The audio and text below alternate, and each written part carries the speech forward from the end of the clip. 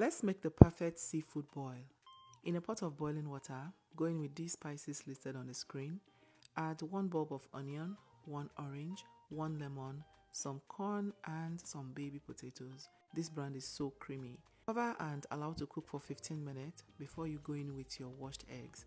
Once you add the eggs, allow that to cook for an extra 10 minutes before you scoop everything out of the liquid. If you don't have chicken stock saved in your fridge, save some of this liquid, you'll need it later. Today's special hug is for Mona Lisa watching from Nigeria. I'm glad you love the recipes. Please let me know where you're watching from so I can send you a hug in my next video. Now that is out of the way, I'm going to grease this pan with a bit of olive oil. Once it heats up, I'll go in with some cut up sausages just like this and then toss it around for about 3 to 4 minutes to give it a bit of texture. Once I achieve that, I'm going to scoop it out. In that same pan, go in with plenty of chopped onion and garlic. I lost some of the clip where I was adding the garlic, but I added a lot of garlic.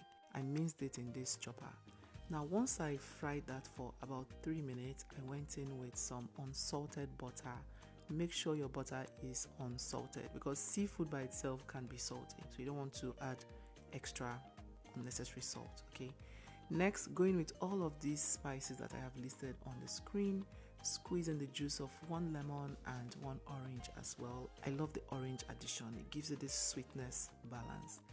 Now I'm going to add some chicken stock. If you don't have that, add the liquid I asked you to save earlier and let this come together for about 2 to 3 minutes before you take it off the heat.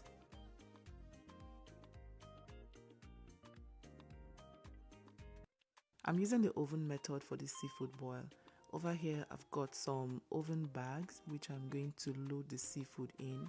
Now first I'm going to start with the uncooked seafood, which are the crab legs, the lobster tails, some shrimps, and then I'm going to add the sausages as well before you go in with the corn. Just like that, load everything up in that bag and then pour in our deliciously made sauce.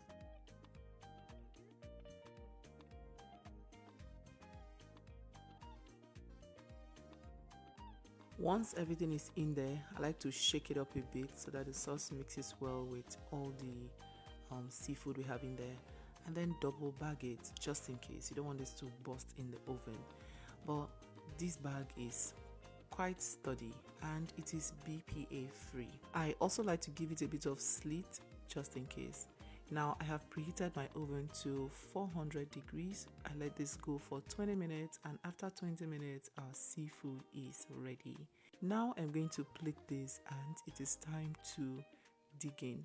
If you have some of the sauce saved, which I did, you can serve that separately as your dipping sauce and enjoy. Thank you for watching. See you in my next video. Bye.